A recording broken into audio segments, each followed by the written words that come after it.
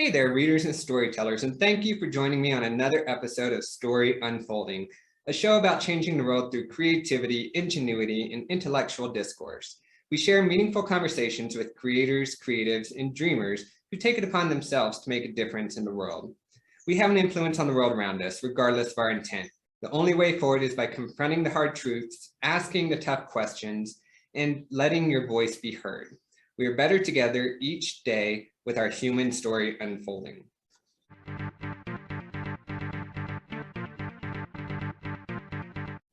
Now, I am pleased to have Astrid Vinje on with me today. Astrid Vinje is a writer and blogger with a passion for new places and cultures. She is the creator of The Wandering Daughter, a site dedicated to helping families experience travel in an educational, transformative, and sustainable way. Astrid is also the creator of Mexico Family Travel, providing Mexico vacation tips for families. Now, her resume goes on, and I could spend a good 10 minutes talking about all the things she has done, but I'm going to give the floor to her and let her tell you who she is from her own words. But I do want to add in her stories, her family's story has been featured on CNN Travel. So that's super cool. Makes you one of our most high profile guests so far. So Astrid, thank you for joining us, and please tell us about yourself. Thanks. So yeah, I'm a writer, and for the past 4 years, my husband and 2 kids and I have been traveling around the world, working remotely and also world schooling, as we like to call it. We're teaching our kids about the world. We visited or lived in 11 countries in the last 4 years, so we tend to travel a lot slower than some families, but also faster than others. And we just like to check out new places and then see how it's like to live there for like a month or so. So it's been an adventure. We're back in our home city now, so it's done for the moment, but we'll see what happens in the next few years if we get the bug to travel again. Yeah, that's really cool. So where do you call home right now? Seattle, Washington, Seattle. USA. Mm-hmm. Okay, yeah. Awesome, cool. I love the Pacific Northwest. I've always dreamed of retiring up there. I think we talked about it earlier, so maybe I'll come up there at some point.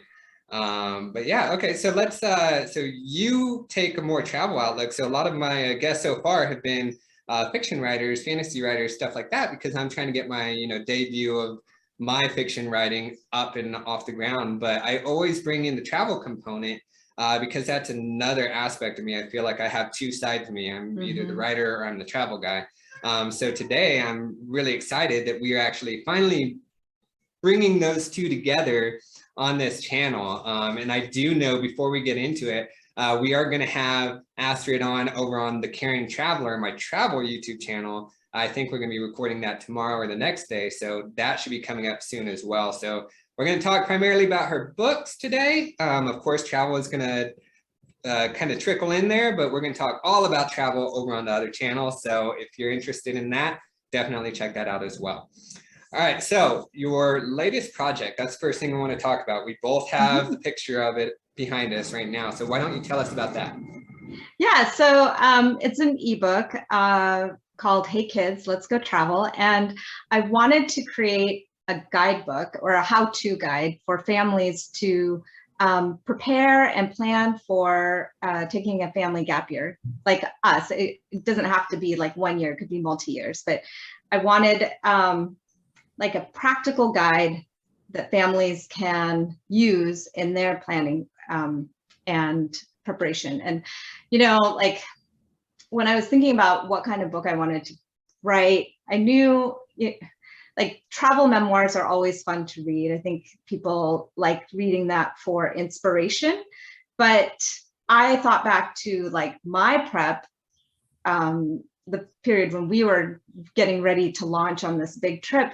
And I just wished that there was like something that would give us like the step-by-step. Here's what you need to do to get you to this point where you can go. And so I thought, well, that's what's needed in this space. We've got tons of memoirs already, but we don't have very many like actual practical guides. So I decided to put that together. And actually just the putting together was pretty easy because I've been writing about our travels for the last 4 years.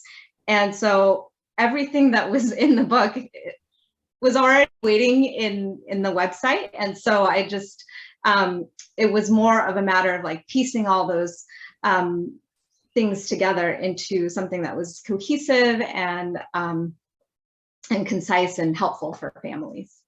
Yeah, that's awesome. I think so. You coming in with the experience as a blogger, you've already kind of done that job. You did that structuring. A lot of the authors I bring on here talking about, how do you structure a book? How do you, outline it? How do you plot it? And all these different things that go into planning. Yeah. I feel like you cut out some of that already. Well, not cut it out, but you did it in advance by content writing on your website. Mm-hmm. Exactly.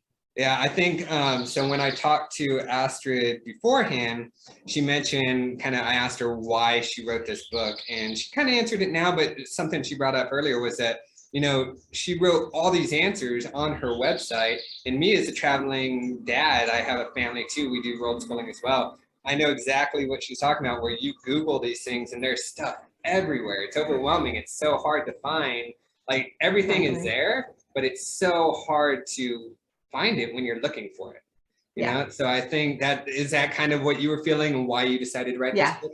Yeah, and people were always asking me the same questions. How do you afford to travel? How do you work while do you school your kids when you're on the road? Like, I address questions in my book, and I provide answers and additional resources for families to go to so that they don't have to do all of that Google searching and like getting different answers and trying to figure out like which one is more appropriate for my family and all that stuff. So now, writing this book, what were some of the struggles that you ran into? I think actually the biggest struggle was just getting it out there, because it was just in my head for 4 years. I was like, well, I know I want to write something, and I was like, well, I should probably start doing it, but I never got around to doing it. And so it was, for me, the biggest hurdle was just like taking that step and putting it all together, and like sitting down and finding time to cull all this information that I already have into one place.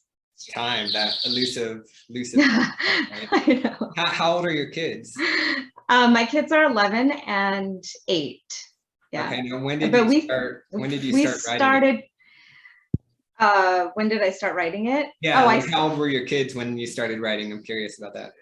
Oh, well, so when we started traveling, my youngest had just turned 5. So now they're about to turn 9 and 12.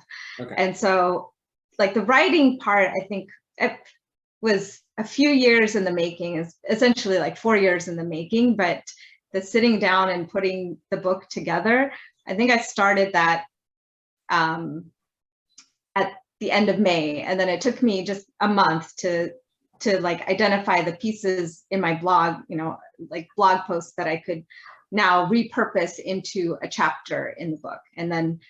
And since I already had all that content in there, it was a lot easier to, essentially what I was doing was editing my own words to get it into more of like a book form instead of a blog post form. Yeah. What would you say is the biggest difference in like writing style from writing on your blog versus the book?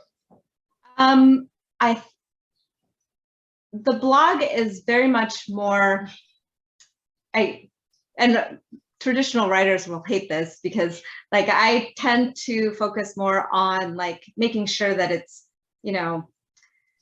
addressing one specific topic, very short, concise sentences, really focusing on keywords because we want to be found on Google. Yeah. And then translating that into a book, I got to go back to like more of like writing that was, you know, I could use a little bit more words. I could make my sentences a little longer. I could make, I could add a little bit more descriptive stories instead of just focusing on, here are the top 5 things that you need to pack for a trip, you know? Yeah. So now it's like, this is what we brought, and because we care about blah, blah, blah, blah. You know, like I could go into a little bit more detail in the chapters, which is a lot nicer, in my opinion. What was your, was it difficult for you to make that transition in terms of way of writing or style of writing? Oh, when I started writing on my blog, or just now? Either way, either way. Going, I mean, I'm thinking you going blog to book, but maybe getting into the blog too.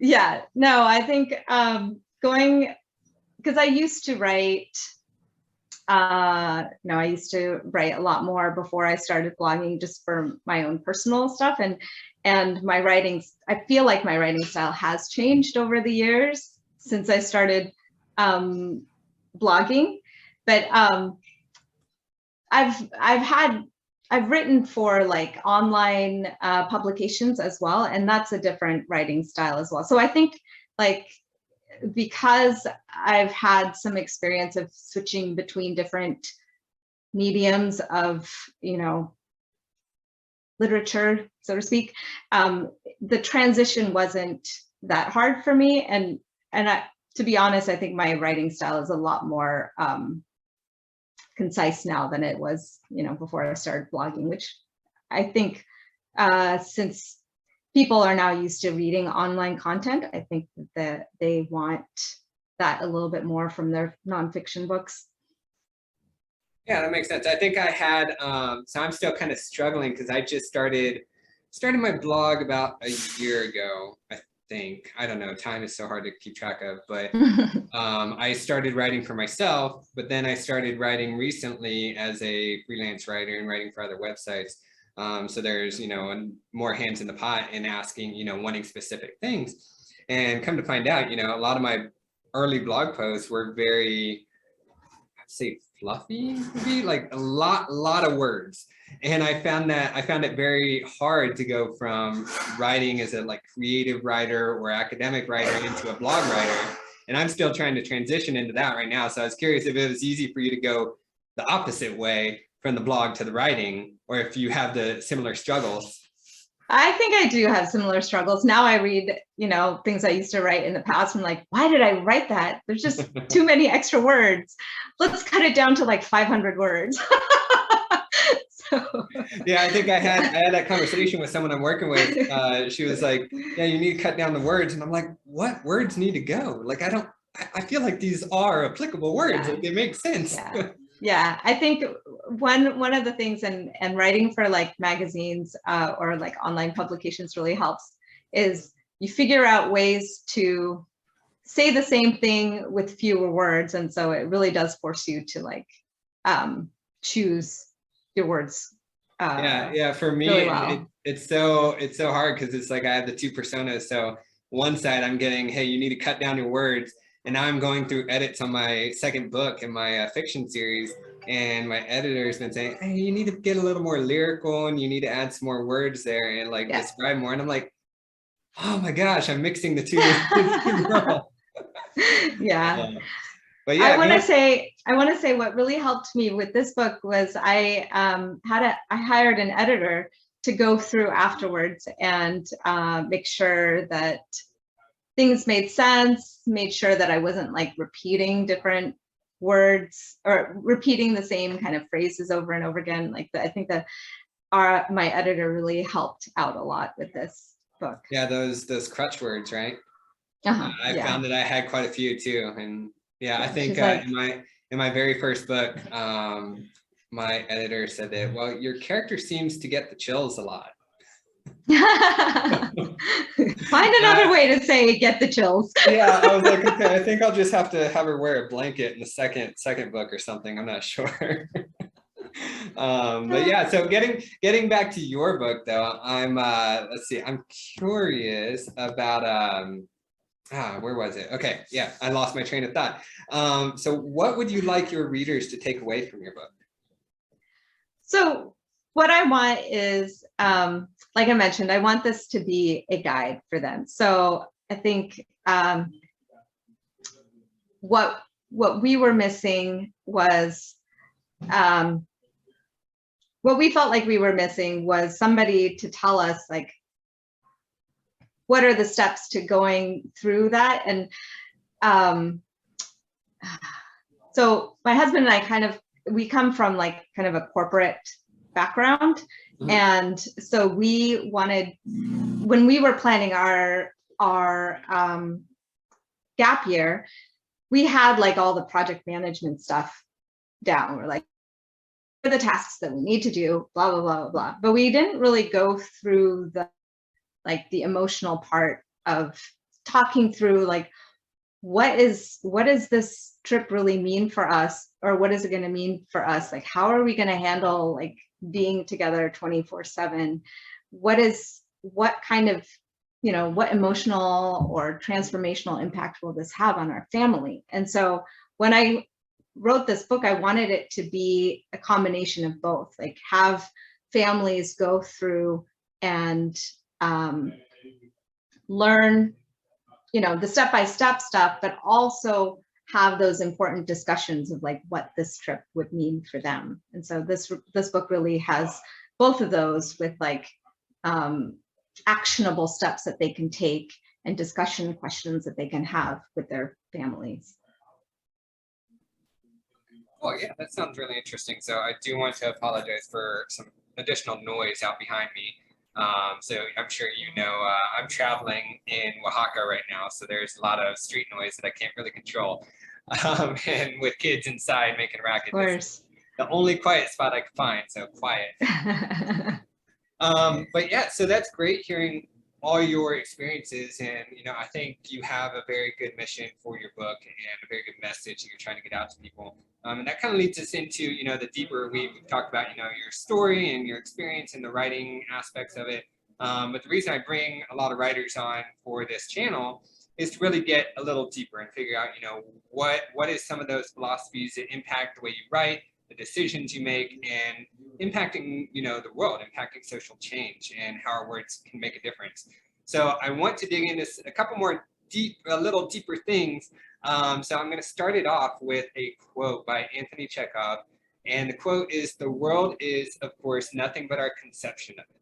So you had a very interesting answer to it, and you don't have to do it verbatim. If all of you want to go check out her words specifically, it will be on my website, michaelcamarillo.com/blog. But I want to hear what you think about that quote right now and how that kind of influences the way you write, the way you see things, the way you travel. Yeah, so his quote was, again, yeah, the world is, of course, nothing but our conception of it. And I think I've always had a problem like this, because it comes from like a privilege of somebody that doesn't have to worry about like their skin color or their sexual orientation or physical abilities or gender or socioeconomic status. It's like, those are very real things that impact how people operate in this world or move around in this world. And even if you are a person from one of those groups and you believe that the world exists, or believe that the world is different from how it is, like, racism will still impact you, or misogyny or homophobia or other forms of discrimination or harassment can still happen to you. And so people like us, like me, a woman, a person of color, we don't have the privilege to say like, oh, I imagine my world to be this, because we have very real experiences that happen to us because of how we look or because of who we choose to love. So I guess what I want to say is that it doesn't mean that we sit and just accept that this is how it is. And I do believe that we deserve to live a life that we want on our own terms, but it's just those kinds of statements, I feel like, dismisses the experiences of marginalized groups. And so, yeah, no, and the challenges awesome. that they face. Yeah, no, that's I don't want to get on a soapbox, but it's hey, it's always okay, like, you know, that's what this channel's for. Yeah. I mean, I want to say, like, throughout our travels, we've had occasions of like microaggressions, because I'm Asian, my husband is half Asian, and so our kids present as Asian as well. And so in some countries, we're seen as like other, or, you know, less than. And I think that is it's noticeable for us, that, and something that maybe other families don't notice, because, you know, they're different from us.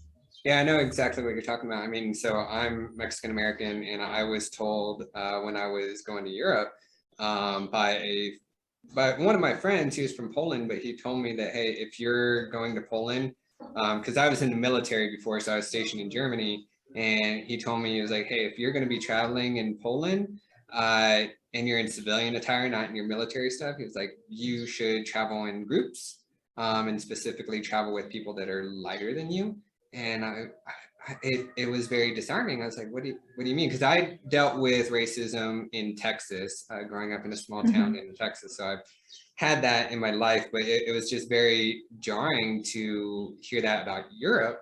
And he said, well, just your features, you look very Middle Eastern, and there's a lot of people that are very opposed to the refugee crisis and people moving up from the Middle East. So you don't want to fall into the wrong crowd. So you want to be, you know, with people that, you know, can kind of vouch for who you are. And yeah, it's just quite the experience. And I think the reason I really wanted to bring up that quote was because when I put that in my questionnaire, I intended it to be kind of triggering, but also I didn't take it the way that you took it. Hold on, sorry about that noise again. Jeez. Anyways, so when I wrote that quote, I was thinking of it more in lines of, you know, how we decide to perceive the world, how we decide to take these external triggers and how we allow them to influence us. And that we have that ability to shape our mindset and determine what our reality is, determine our circumstances. And that's what I was thinking when I read it. But then when I read your answer, it flipped me on end, and I was like, you were totally right. I didn't even think about that. And coming from someone who's experienced those, you know, lived experience as well, you were completely right that, like, no matter how we perceive the world or choose to perceive it, there are things that we can't control beyond us that will influence us. So that really drives into why I wanted to start this channel, because words have meaning, and they have meaning to different people based on what we experience. So that's why I really wanted to dive into that question with you, because I think it was a very refreshing response. So thank you for opening my eyes as well. Yeah, that's good. Thank you too. I think, you know, I do like the idea behind it, because that's sort of how I try and live my life too. Like, I don't want to let obstacles or challenges define like how my life is going to be. That's, you know, and one of the things, and I don't know if we'll talk about it later, but one of the things that I was trying to be intentional about in my ebook too was to have a representation, at least in the imagery of the book, to have representation of as many like families, different types of families that I can include into the ebook. So, you know, I intentionally wanted to feature families of color, families of color, families that are, you know, LGBTQ families, or families with a disability, just to allow families to see pieces of themselves in the, oh, you know, this type of lifestyle is possible for me too. Yeah, that's wonderful. So digging into that, what perspectives have you challenged in your book? So I think one of the perspectives is like that there isn't like one way to live your life.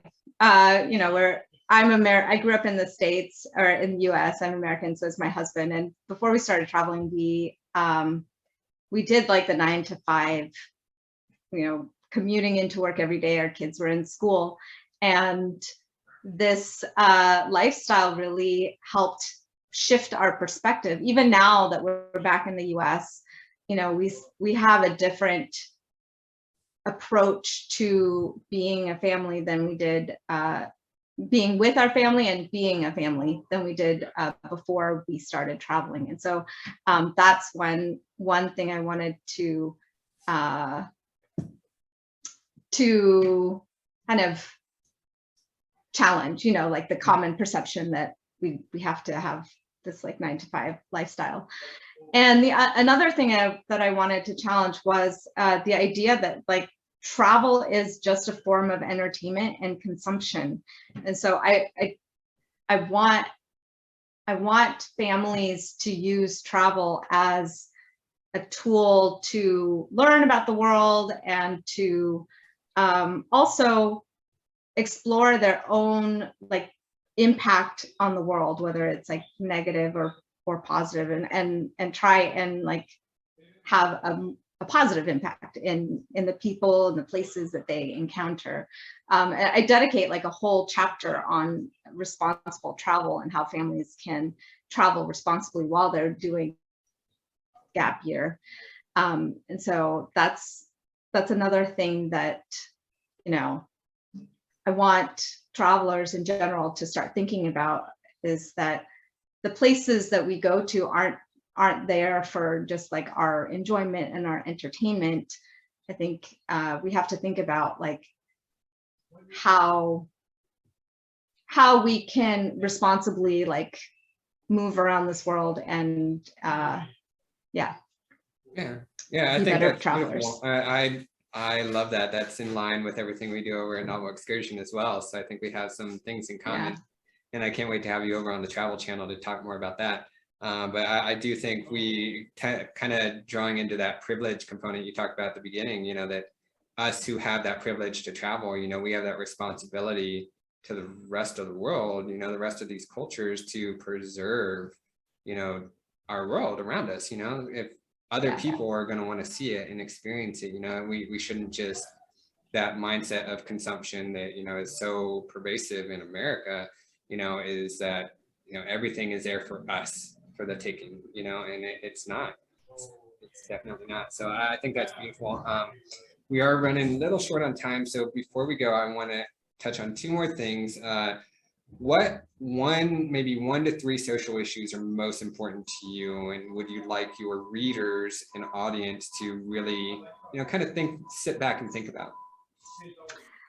Yeah, so one of the things that is really important to me is equity, and you know, I talk about it a little bit in some of the other answers that I've given, but I grew up as an Asian American in like a mostly white community. And so I always noticed like my difference among my peers. And I think that like really informed how I view life, or, you know, how I view the world in general. And so like ensuring equity among race, gender, you know, economic equity, or equity for LGBTQ communities, or other communities has been important to me. And the other issue, and we touched on this in the last question too, is just having a better understanding of the impact of our presence in this world. And it could be like cultural, social, economic, or environmental. Like we're as travelers, and even even just as citizens of the world, like everything is so connected now. And it's really important to like understand how communities are changing based off of like, you know, like tourism and just all the information that is available, or all of the influx of tourists coming into these countries, and how that may change the culture of the communities that are there.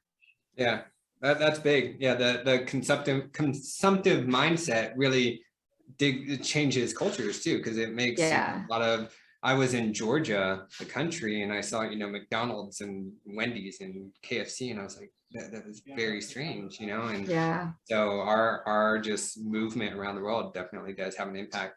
Now, before we run out of time, I want to give you the opportunity. Please tell us, where can we find you? Where can we find your book? Is anything else coming up next? Yeah, so I am, you can find my book on thewanderingdaughter.com. It's, I have it here on with my profile. And then you can follow me on Instagram at WanderDaughter, as well as like on Facebook is The Wandering Daughter. And then I have my other, you know, Mexico family travel and other Instagram accounts that you can also follow, but it's linked on The Wandering Daughter. And in terms of things coming up, you know, I really see this ebook as like a first step in additional other projects that, you know, like expand on this topic. So what I really wanted to do was just create something that I can help families right now, and then get some feedback from people that read it, and iterate and make it into you know, another product that's like more in depth, or even more like informational. That's awesome. Okay, cool. Well, hopefully, you know, there's some room for collaboration. I'd love to work with you. I like working with other great minds, and it seems like we have similarities in there. So thank you so much for joining me, Astrid, and to all of you listening. Astrid's full interview is, as I said, located on my website, michaelcamarillo-books.com/blog. That will be posted in a couple weeks after this video, so you can see the whole interview there. If you like today's interview, I urge you to click subscribe. We have many amazing, inspiring authors and creators on here already, many more in line, ready to come up for some more interviews. And then I'm going to have Astrid over on The Caring Traveler as well, over on my YouTube channel for travel. And we'll dig into more of this responsible travel concept. And I can't wait for that conversation. So Astrid, thanks again for joining me. It was a pleasure. Yeah, likewise. Thank you for having me. For all of you listening today, read more, write mindfully.